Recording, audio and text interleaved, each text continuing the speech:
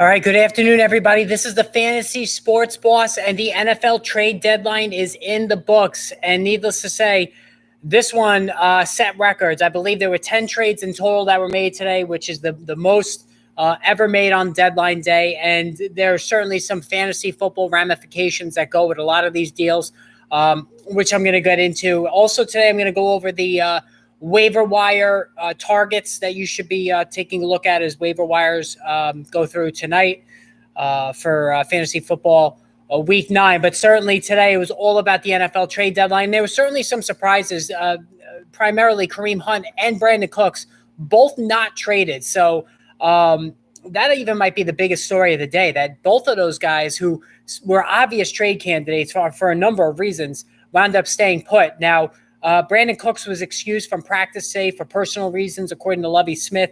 I'm sure he's unhappy with his place in this offense and this rebuilding Texans team. And I'm sure he's going to be even more upset that he was not moved. I know he has a lot of guaranteed money left on his contract, which was certainly a hurdle for a deal.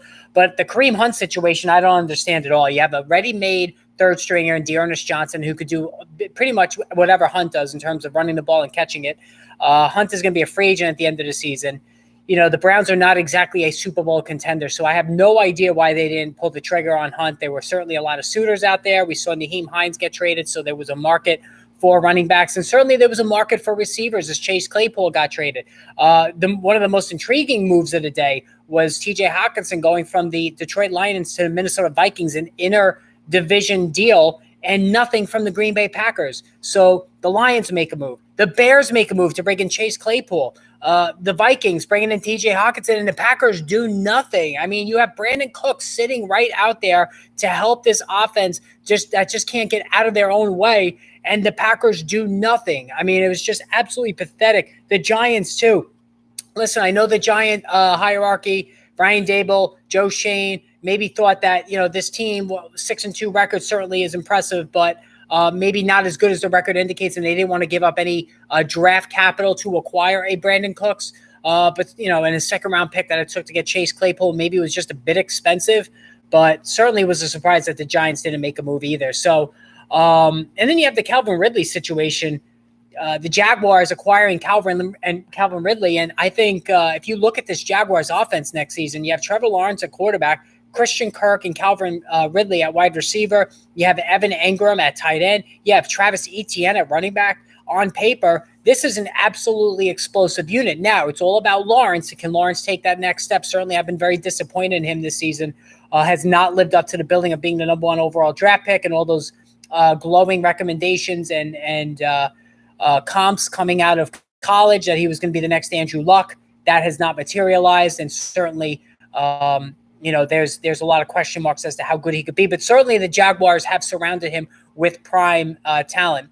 So, hey, how you doing, Juke? Who do I pick up off waivers? Elijah Mitchell, Jeff Wilson, Chase Edmonds, Hines, Chuba, or Antonio Gibson? Oh, Antonio Gibson, easy. So Antonio Gibson, I think now has pretty much pushed Brian Robinson aside to a certain extent, and certainly J.D. McKissick. I think that Antonio Gibson is going to be a factor the rest of the season. He's played very well with limited opportunities, the last couple of weeks. So I think that Gibson is somebody you should pick up off waivers. All right, so let's get started. So T.J. Hockenson, that was the big one right around noon, 12 o'clock. So Hockenson, a 2023 fourth-round pick, 2024 conditional fourth from the Lions in exchange for a 2023 second and a 2024 third-round pick. So a second and a third in essence for Hockenson.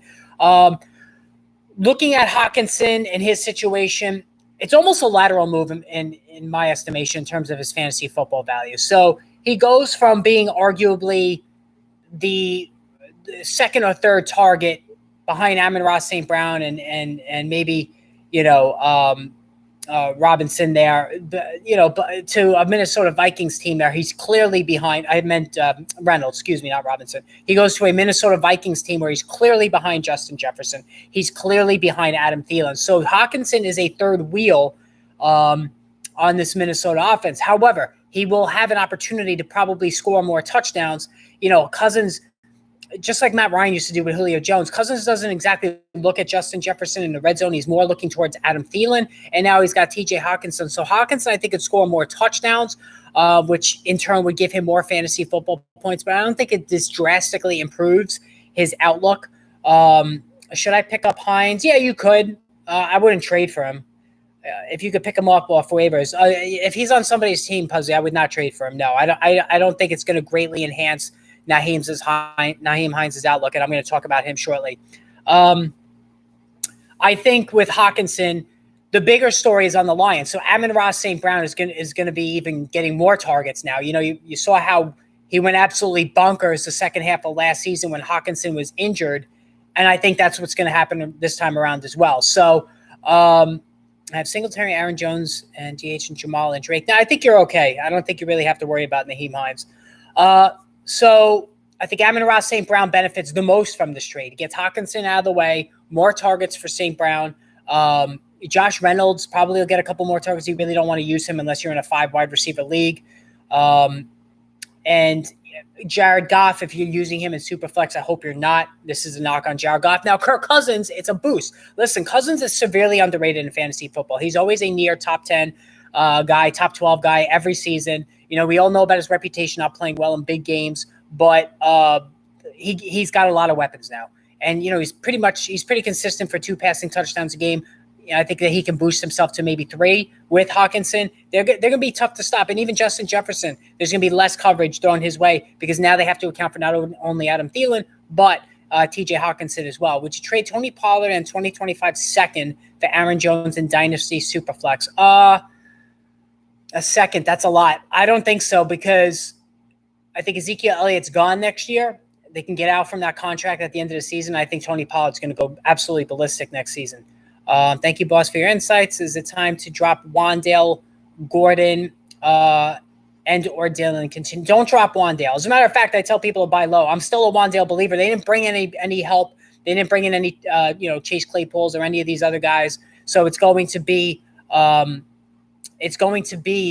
Wan'Dale Robinson getting the majority of the targets in that Giants offense. So Melvin Gordon, you certainly could drop. AJ Dillon. If you have Aaron Jones, I just don't like dropping Dillon because if Aaron Jones gets hurt, you have the top 12 guy right there. So among the running backs. So I wouldn't do that. I would drop Gordon. Chase Edmonds is there. I'm going to talk about Chase Edmonds in a minute. So that's the situation with the Detroit trade. All right. Now I'm really only going through the fantasy worthy deals. Now Chase Claypool acquired from the Bears for a 2023 second round pick. This was interesting to me. So he's under team control next season. He's still on his rookie contract.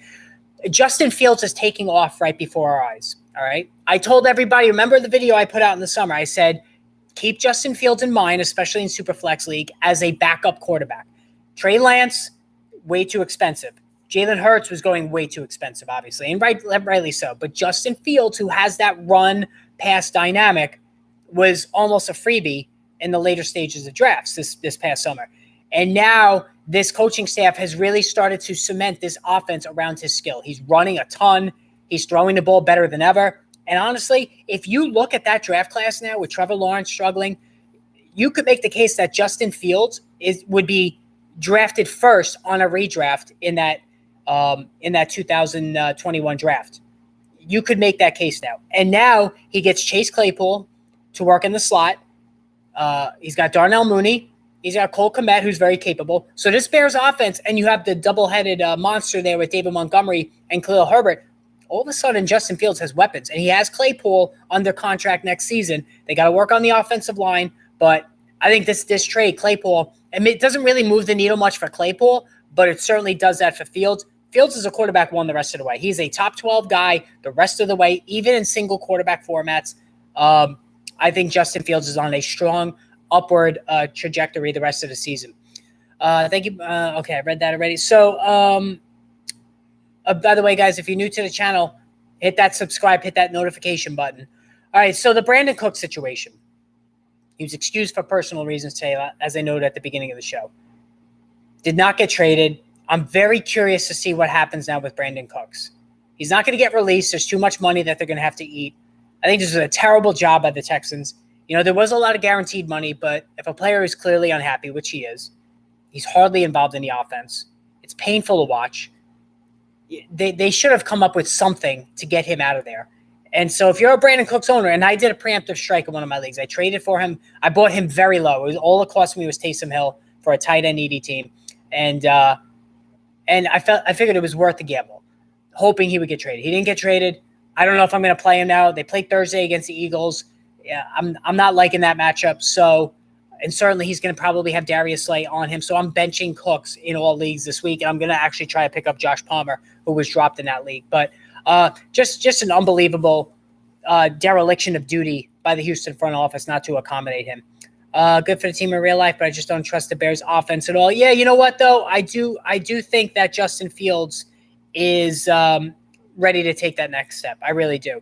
All right, so Nyheim Hines goes from the Colts for Zach Moss and a 2023 conditional 6th-round pick. So this is another lateral move.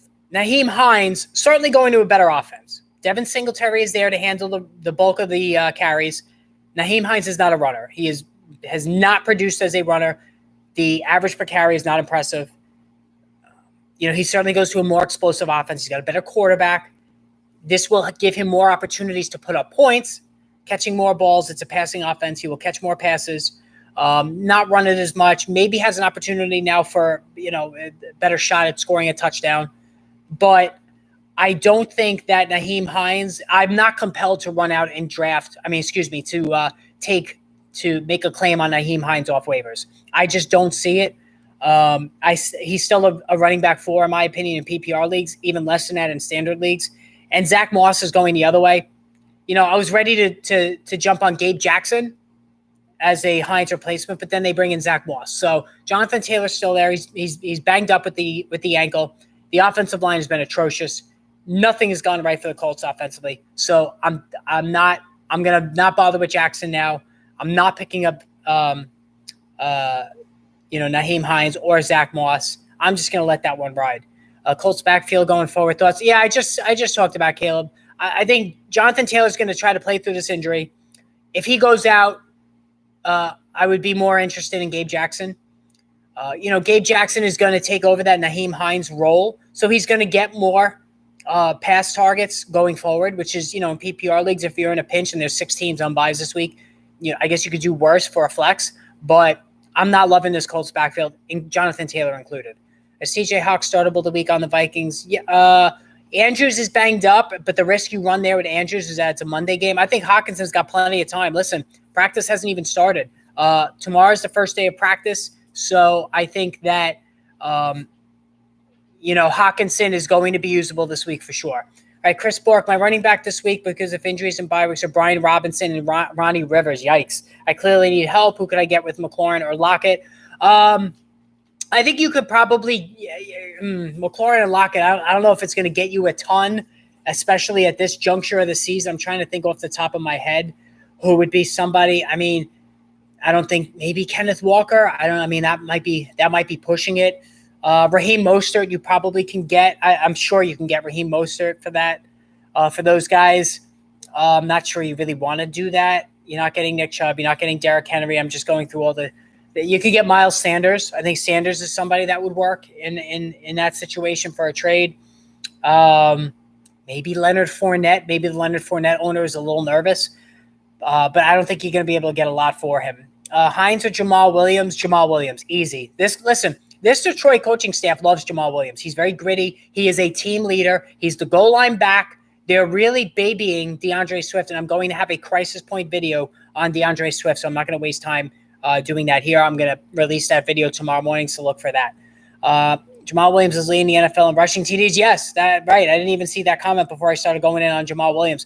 This staff loves him. Dan Campbell loves him. He's looked at as a leader. He's excellent in pass protection. He can catch the football. He could do everything. Jamal Williams is just not very exciting. I'd move Lockett. Yeah, you could move Lockett. I think Lockett's fine. I don't know if I don't agree with the urgency of trading Lockett, but certainly you could move him for a running back. Need a defense this week, KC, Minnesota, or Cincinnati. KC. I think KC's a good defense this week. I trade Lockett for Singletary. I wouldn't do that deal. I would not trade Lockett for Singletary. No way. I want to do a little bit better. Better play week 9. Gerald Everett or TJ Hawkinson. I like Everett this week, and I'm trying to get him in one of my leagues because I have Dalton Schultz on the bye. Just because no Mike Williams, Keenan Allen's banged up. I think Everett's going to be heavily targeted, especially around the red zone. It might take Hawkinson a little time to get up to speed, and he is the third wheel in this offense. Where I think Everett is the second target, behind Keenan Allen. Lockett's one of the most inconsistent. Listen, he is inconsistent, Pusley, but by the end of the season, the numbers are there. There's no doubt about it.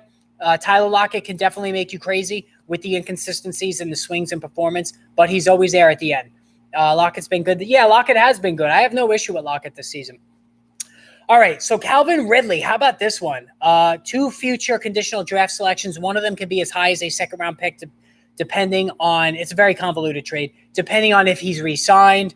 Ridley's not playing until next season because the gambling situation that he was busted on. He is a wide receiver 1. He will be drafted as a wide receiver 1 next season with the Jacksonville Jaguars. So next season, I'm not interested in Christian Kirk.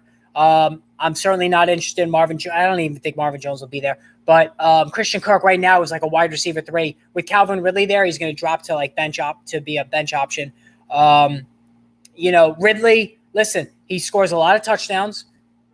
He's a big play guy. Alabama has a history of producing strong receivers into the NFL. I think he's going to be fantastic. Can Trevor Lawrence elevate his game? I think he could. I mean, listen, Matt Ryan was not the greatest quarterback in the world, and he helped turn Ridley into a star. So I think it's a very good deal for the Jaguars. You get a first-round talent for at most a second-round pick. So I'm definitely interested in Ridley again next season. All right, Jeff Wilson traded from the 49ers to the Dolphins for a 5th-round pick. This is to replace Chase Edmonds. Mike McDaniel, obviously from the San Francisco coaching tree behind Kyle Shanahan.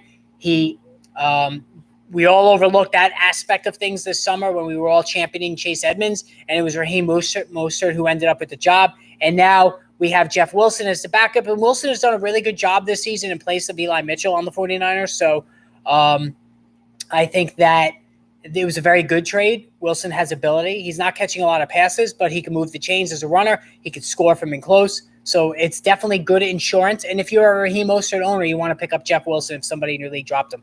All right, so Chase Edmonds is going the other way. This is going to get a lot of attention. I really don't think it should in the Bradley Chubb deal. Bradley Chubb goes from Denver to Miami. Excellent move for Miami. But in fantasy football, the Chase Edmonds going to Denver after losing Javonte Williams is going to catch a lot of attention. I don't think it should. Melvin Gordon, Latavius Murray are going to handle the majority of carries. Chase Edmonds is going to be the third down back. He'll catch passes. At least when he was in Arizona, he also carried the ball enough times to be impactful there. I don't think he's going to get that in Denver. I know Denver lost Javonte Williams, and we all want to think, well, Chase Edmonds, he could be the runner there. He could be the starter. He can catch passes. He can run the ball. Listen, they have Gordon and Murray, who actually both played pretty decently against the Jaguars early this past Sunday. So I don't think that Edmonds is really going to get as many looks or as many carries as one would think. So I'm not going to chase him off waivers if somebody dropped him. As a matter of fact, and I'm going to transition into the waivers right now. It's a very lean week when it comes to the waiver wire. Now, in terms of the guys that I'm targeting, I think Justin Fields has to be the first guy. I've already talked about Justin Fields. I think he needs to be the first guy off waivers if you have. If you're especially in need with the bye weeks here, I think Fields is going to be a quarterback 1 the rest of the way. So he's my number 1 target. I think Josh Palmer is number 2. Keenan Allen's hobbled. He didn't practice Monday. I don't know what the practice situation is today. I think Mike Williams is going to miss the next 3 games. Josh Palmer has done the job when he's filled in for Mike Williams or Keenan Allen in the past. He can catch. He can make the big play down the field. He can catch the deep ball. So Palmer is somebody who I would definitely have high in my waiver priority. Rondale Moore should not be on. He's 35% available. That should not happen. Rondale Moore is now being used exclusively in the slot. He had a 98% snap share this past week, heavily targeted, put up a very good fantasy outing, scored a touchdown. No Marquise Brown for a while.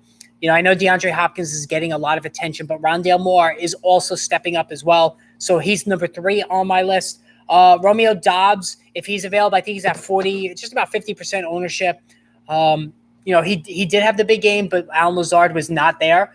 So if Lazard comes back this week, which I think he's 50-50, then I think he can have another good game. Greg Dulcich, you want to pick up Greg Dulcich. He's been 90% snap share, heavily targeted. I think Dulcich is going to be, and they talked about him going back to the summer that Dulcich was going to be a thing in this offense, and he certainly has been.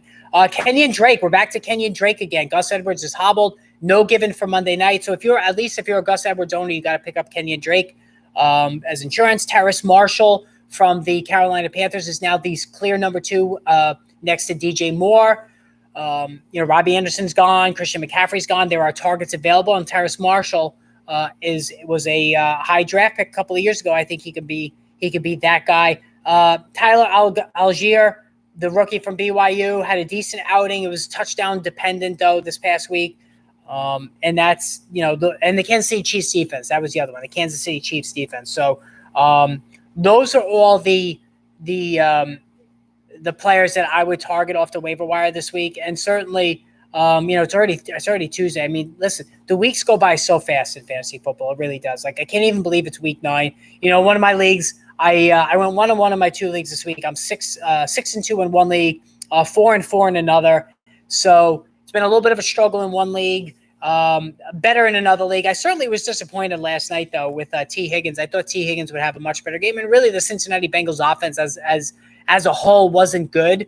Joe Mixon looks washed to me. He's right there with Leonard Fournette as guys who I am very troubled by. Mixon. I tweeted out this morning that this summer he was approaching the tip of the cliff, and from week 1 onward, Mixon has now gone over that cliff and is starting to drop. So that's my take on Mixon for sure. What's up, boss? Oh my God, I'm 0-8. My team is terrible. I'm gonna quit fantasy. Yeah, man, that's rough. 0-8. Jesus. I mean, let me guess, you have Najee Harris on that team. I mean, I can't even imagine what that must be like. 0-8. I mean, either you have Jonathan Taylor. I'm gonna guess, Mark. You have Jonathan Taylor, Najee Harris. Let's see. What receivers do you think he has? I'm not looking at the chat right now. What receivers could he possibly have? I'm going to say, a lot of the top receivers have been good, so I can't see it. At quarterback, I think you probably have Stafford or Aaron Rodgers or Tom Brady. One of those guys. Maybe you went value at quarterback. In terms of receiver, again, a lot of the top guys have been good. I'm not sure who you could have been burned by. Maybe Darren Waller was your tight end. Let's see. Who do you have? Mark, post who you have on that 0-8 team. I'm really curious to see who burned you in that league. Would you do Kamara, Diggs, and Cooper for Amari Cooper for Kupp, Kelsey, and Swift? Would you do trade Kamara, Diggs, and Cooper for? That's tempting. God, I just don't like Swift. That's the problem. You're getting the top wide and you're getting the top tight end. So, yeah, I guess I would do that. I think Swift will get more work as we go along. Yeah, 0-8 sounds fun. Jeez. With Hunt not getting traded, should we drop? Yeah, I already dropped Dearness Johnson in one league. There's no point in holding on to him. Absolutely no point. Stafford or Carr. Oh, God, Stafford. I can't do anything with Derek Carr right now. That offense is broken. I want nothing to do with Swift. DeAndre Swift. And again, I'm not going to go into it. I have a crisis point video tomorrow. Make sure you look for that. My QB is Kirk. All right, Kirk's not terrible. Wide receivers are Justin Jefferson, Godwin, MPJ, BSJ. Oh, see, that problem is James Conner, CEH, and Waller. I guessed Waller, so I was right there. So Conner bust, CEH bust, Waller certainly a bust. Godwin has not been great. He missed a couple of weeks. MPJ, who's MPJ? I'm drawing a blank. I don't know who that is. But yeah, I see the rest of those guys. Yeah, definitely screwed you. Would you do Ertz for Miles Sanders? I have Andrews. Yeah, of course, I would definitely do that. Why not? If you have Andrews and you have Dulcich, there's no reason to hold on to Ertz, and I think that's a fair trade. I think that's a deal that would certainly work for both of you guys. But yeah, it's definitely been. Listen, taking Jonathan Taylor over Christian McCaffrey was a mistake. That was the big talking point this summer. And even Cooper Kupp, you could have thrown him in there. I know in PPR leagues, I myself thought about taking Cooper Kupp number 1 overall, but the Matthew Stafford elbow situation scared me a bit. But my God, Jonathan Taylor, what a shitstorm that whole situation is in Indianapolis. I mean, Frank Reich's got to be in trouble. Just a horrendous job by him. The offensive line is, turned a million years old overnight. This is one of the best offensive lines in football for years. Just awful. They would have been better off just keeping Carson Wentz, really. And that's not saying much. That's how bad things have been. And as somebody who has Jonathan Taylor in one of my leagues, you're stuck with him. Nobody wants him. You can't sell low on him. You're absolutely stuck with the guy. He went crazy week 1. It looked great. Oh, he's going to go nuclear again this season. Yeah, they fired the OC. You're right, Caleb. So I don't know what that means going forward. I still think they made a big error benching Ryan for Ehlinger. We know Matt Ryan is certainly beyond aging, but it was just the week prior where he had almost a perfect game, threw for 1 million yards. He completed almost every pass. So I thought but that came from the owner. That was Jim Irsay telling Reich, you got to bench Matt Ryan. And they went with Ehlinger. It didn't work. If you're a Michael Pittman owner, which I was, and I got out from under him, I traded him. I wanted no part of Michael Pittman after that move. It's going to be a rough finish for Indy, rough finish for Pittman, rough finish for Jonathan Taylor. I wish I could say it's going to get better. I just don't see it. Should I trade Stephon Diggs for Pittman Jr. and Swift? No, definitely not. No, I want nothing to do with Pittman or Swift right now. And this is from a guy who drafted Pittman in the third round in one league, and I was all in on DeAndre Swift. I did not see – I should have seen him get hurt, but I did not see Jamal Williams having this much of a role on this team. No one should trade Diggs one off. Yeah, that's an awful trade, Maru. Yeah, you can't do that trade. You definitely can't do that trade for sure. I wouldn't do that.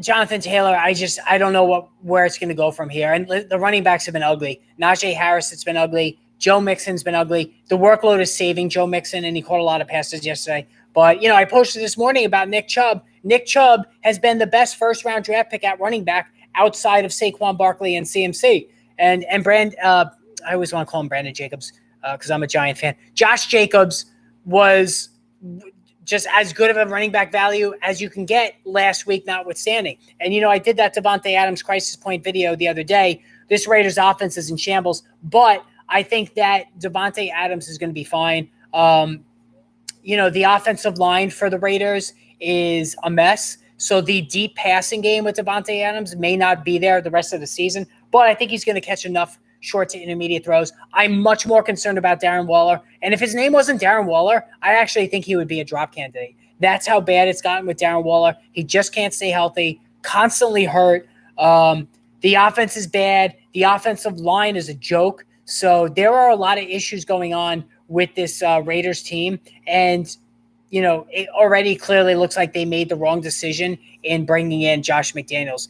Hey, boss, make a play for JT. I'm 4-4 in all leagues. JT owner is 3-5. Offer Connor, Eno, and Monty for J. I mean, you could, for that deal, I would do it. If he takes Monty, who's absolute garbage in my opinion, Eno and Connor for JT, I would do that. As much as I'm worried about JT the rest of the way, I certainly would do that trade. So, and you have Kenneth Walker. Yeah, so the Kenneth Walker thing, so he was on his way to posting a dud last week until he scored that late touchdown against the Giants. And, the one thing I will say about Kenneth Walker is he's very touchdown dependent. He's going to be touchdown dependent. There is, he's not used in the passing game. They have Travis Homer. They have DJ Dallas. They're going to use those guys in a passing game. Pete Carroll is committed to that for better or worse. So, if you're a Kenneth Walker owner and you're in a PPR league, it may not be the worst idea to sell high. It sounds crazy because of how good he's been, but I would consider trading him for a Dalvin Cook. I would trade him for an Aaron Jones. Now finally the Packers coaching staff, you hope, is getting it, and they're using Aaron Jones heavily. Rest of season in PPR, I'd rather have Aaron Jones. I'd rather have Dalvin Cook. I'd rather obviously have Saquon Barkley than Kenneth Walker. The Kenneth Walker hype train has gotten a little bit too out of control for a guy who doesn't catch passes. So that's what I would say about that. Yes, thank you, JL. Yes, everybody hit that like button. Hit the subscribe button. We're at over 800 subscribers now. So it's been, let's see, it's been over 2 months since I started the channel to about, I would say 9 weeks, and we're over 800 subscribers. So thank you guys. And tomorrow's Wednesday, so definitely a stream tomorrow because the first injury report comes out tomorrow. And, we got to look at Mark Andrews. And I didn't even mention Isaiah Likely. Isaiah Likely is somebody I would definitely pick up if you're a Mark Andrews owner. The Monday night, it's a real pain in the ass when you have a guy who's questionable going Monday night or even Sunday night because you kind of leave yourself short potentially. But I have a feeling Andrews is going to give it a go. But backing him up with Isaiah Likely, the rookie from Coastal Carolina, who reminds me of Antonio Gates light. Never going to call anybody Antonio Gates, but he has those Antonio Gates characteristics as a guy who has a very athletic background, who can contribute heavily in the passing game, can't block a lick, but he is a very impressive receiver. And with Rashad Bateman, and here's another team that should have brought in Brandon Cooks. With Rashad Bateman out for multiple weeks, you would hope that the Ravens could somehow scheme a situation to get Isaiah Likely more involved. So who knows? Who to start, Knox or Waller? Oh, man, I don't like Dawson Knox. I mean, if you look at Dawson Knox, he is as extreme touchdown dependent as you could possibly get. So I would go Waller. And listen, I owned Darren Waller in 2020. I owned him in 2021. Got off of him last season. I don't think I'm ever going back. I'm not liking what I'm seeing out of Darren Waller. I just think he's gotten very old almost overnight, and he's had a lot of injuries earlier in his career that maybe is taking an early bite out of his athleticism and his ability to stay on the field. So that's I'm definitely concerned about that.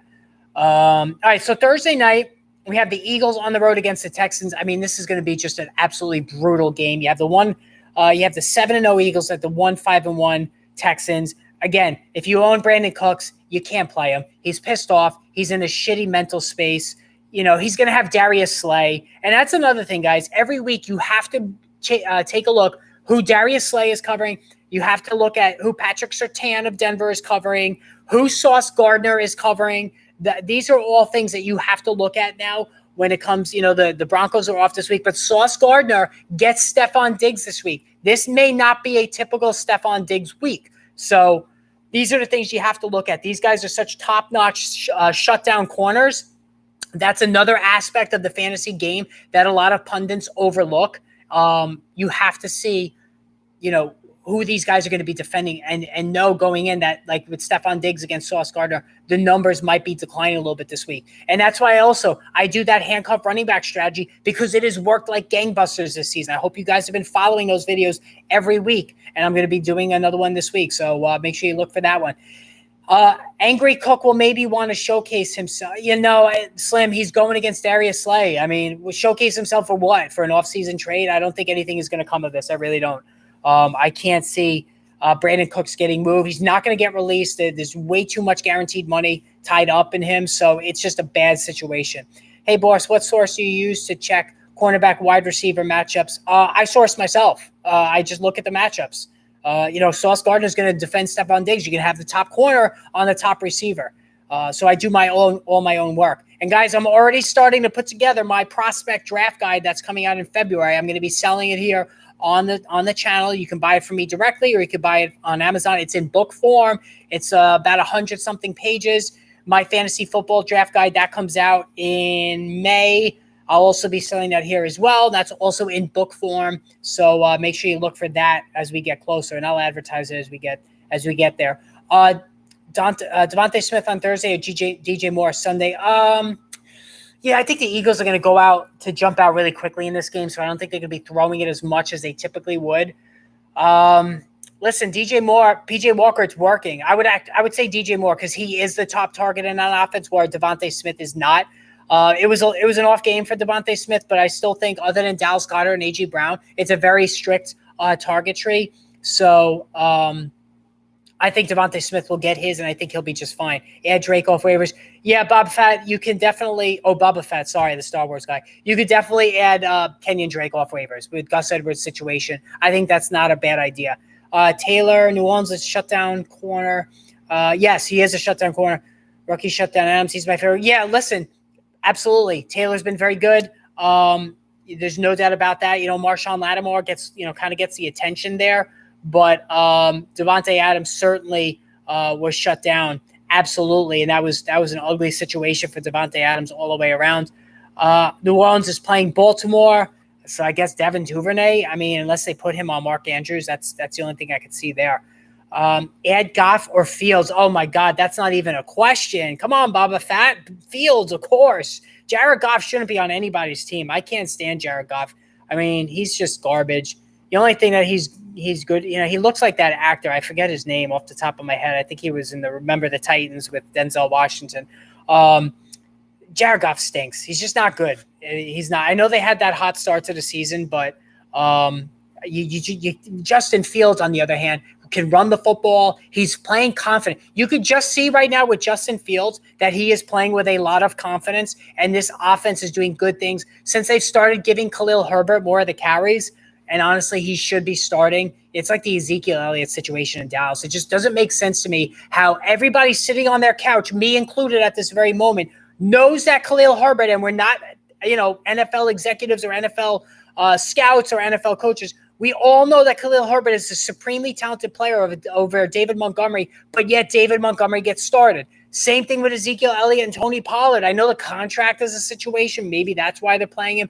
But I mean, come on, you got to be kidding me with some of these decisions, All right, so the Atlanta Falcons. So it was they take on the Chargers this week. Certainly was nice to see Kyle Pitts contribute something. You're not going to be able to sell low on him even now off the one good game. I think maybe if he has a good game this week, tight end being the way it is, you might be able to get out from under it. I'm still not overly optimistic of Pitts the rest of the season. So Jaden, absolutely Pollard.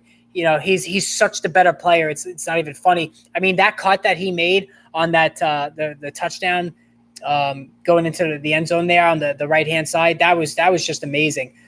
Add Fields or Drake. My QB is Geno. My flex, Gus, Dillon, Rachaad White. I would add Fields because Fields can help you the rest of the way. If Geno Smith starts to struggle, if Geno Smith realizes that he's Geno Smith, Fields, you could ride the rest of the way. I really think he's a quarterback one the rest of the season. And just traded for Jimmy G because I have Russ, Wentz, and Heineke. Okay, I mean, I understand why you would do that. You think Van Jefferson will have fantasy relevancy? Debatable. That's another offense that hasn't looked good. Cooper Kupp, is the guy. Allen Robinson is starting to catch on a little bit now in this offense, pardon the pun. You saw Tyler Higbee, even though he's been in a little bit of a slump of late. So, Van Jefferson is really not much, Puzzy, for sure. Definitely a colorful way to say it. You're right, he's not shit. I mean, I agree with you.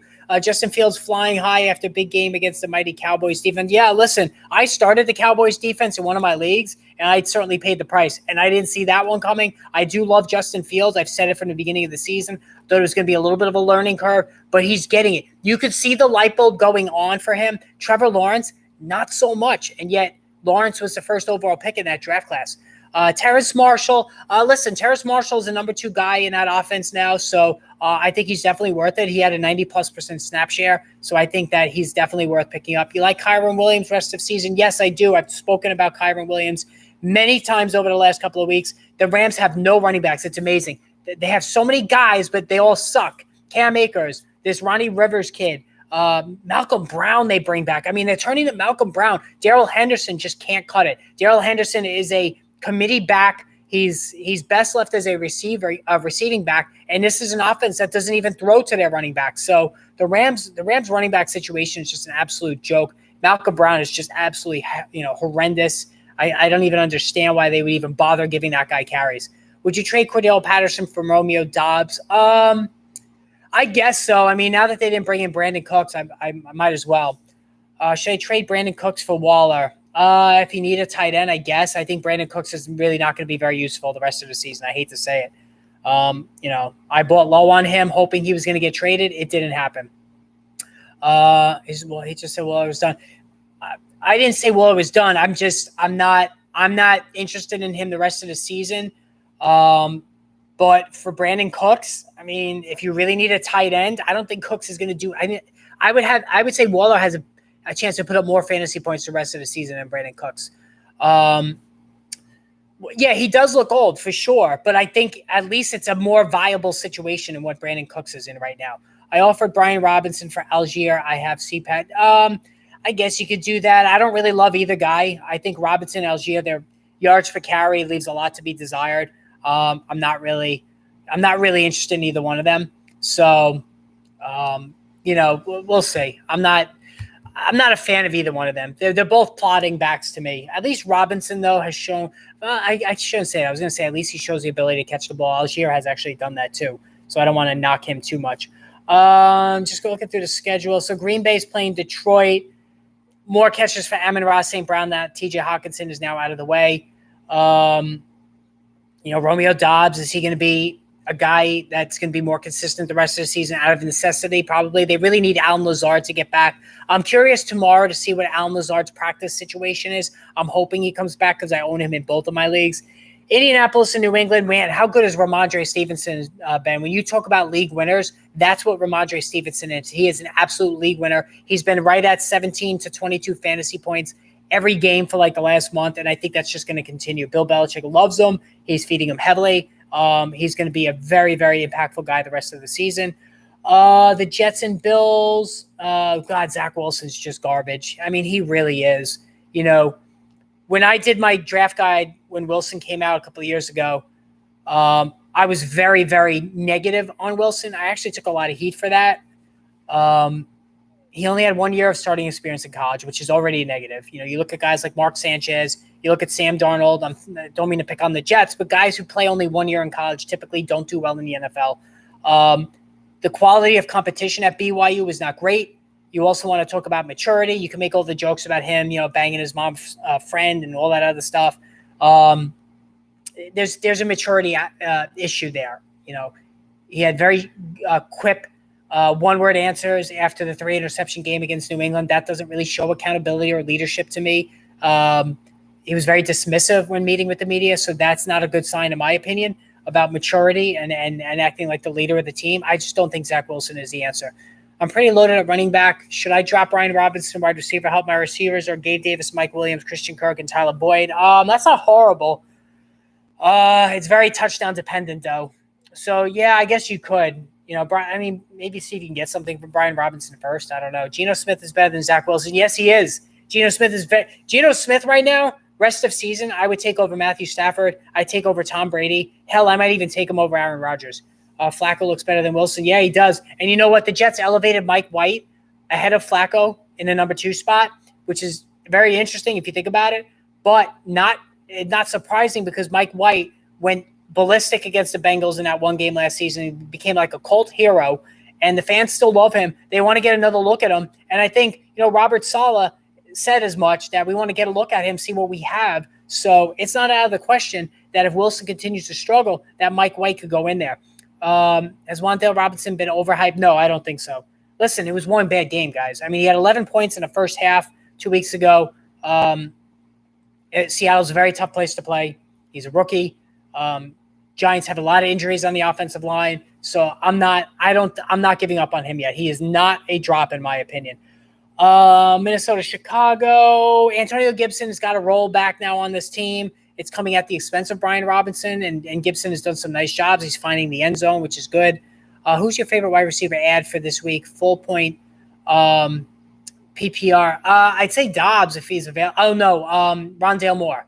If Rondale Moore is available, definitely him. If Dobbs is available, I would look at him as well.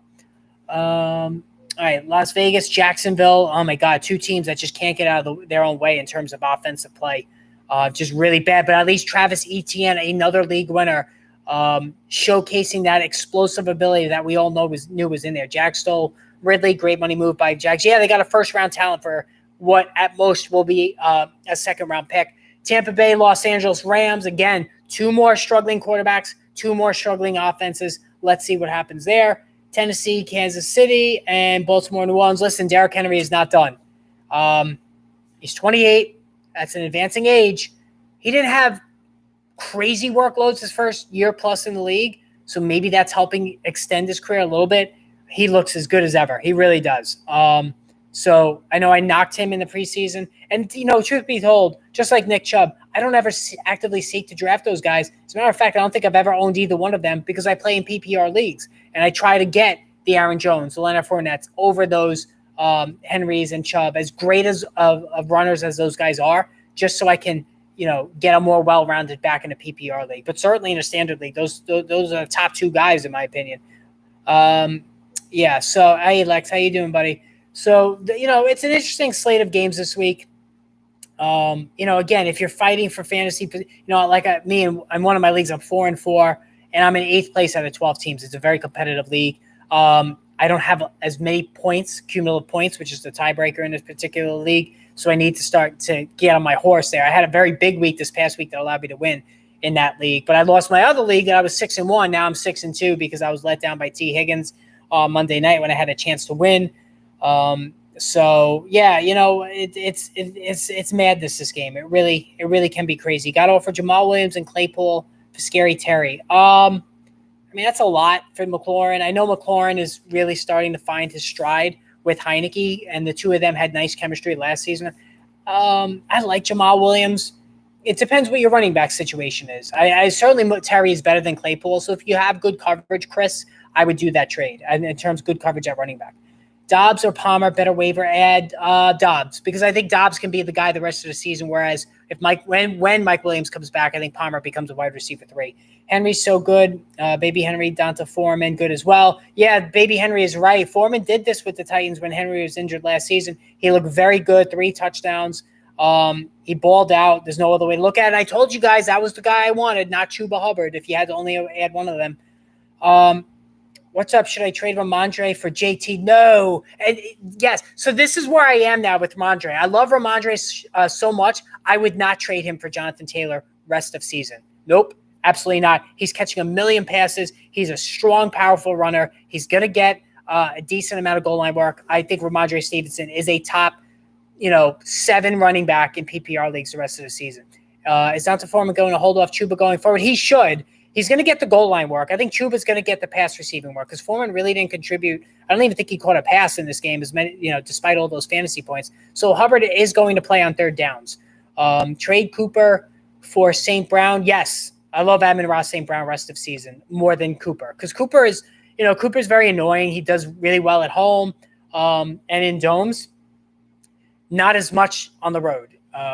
So that's that. I can't stand that when it comes to players. Do you think Mark Andrews will play? If not, do I pick up Conklin? You pick up Likely, and I think he's going to play. But you pick up Likely just in case. My running backs are Melvin Gordon and Brian Robinson. Oh, man. Will Jamal be less good than when Swift gets fully healthy? I like Jamal better than both of those guys, Chris. So I don't really like Melvin Gordon. I just brought in Chase Edmonds. So maybe I'm more hesitant to do that trade. Guys, hit that subscribe. Hit the notification button. Thank you, Kentucky. I appreciate that. Is it worth picking up Deion Jackson with Nyheim Hines being traded away? I'm concerned since Zach Moss was also traded to the Colts. I think Zach Moss is just insurance. I really think that Deion Jackson is going to hold the Nyheim Hines pass receiving role, and there's value to be had there because Nyheim Hines has been a PPR back, running back 4 in PPR leagues the last couple of years. He's worked as a flex when needed during bye weeks. So I think Deion Jackson showed himself to be a better runner than Hines too. So I think he's worth picking up in deeper leagues. Swift and Pittman for Ramondre.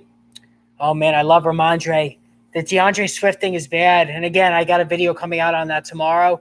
So it just seems slightly high, Prince. I think that's just a little high. As much as I love Ramondre Stevenson, I feel like it's just a tad too much.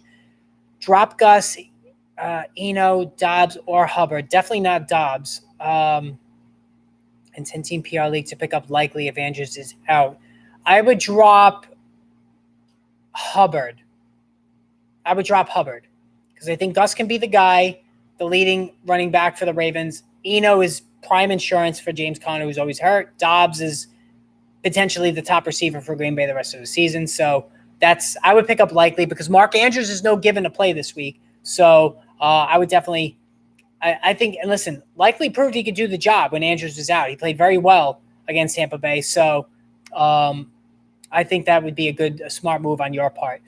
So, that's the situation. the trade deadline was very interesting. And, again, Kareem Hunt, Brandon Cook stayed put. I'm very shocked at that, very disappointed as a Brandon Cooks owner. I really was hoping he would end up, whether it was the Giants, the Packers, the Chargers, the Ravens. I mean, there was just so many teams. I'm really curious to see why things broke down there. But anyway, guys, all right, I'm going to sign out now. Thank you for joining me. I appreciate it as always. Again, if you're new, hit that subscribe, hit the notification button. I will be on tomorrow in the afternoon. Just look for the notification in terms of what time as we go over the first injury report of the day. So stay tuned. The DeAndre Swift Crisis Point video will be posted tomorrow as well. So make sure you look for that. All right, guys, have a great night. We'll talk soon.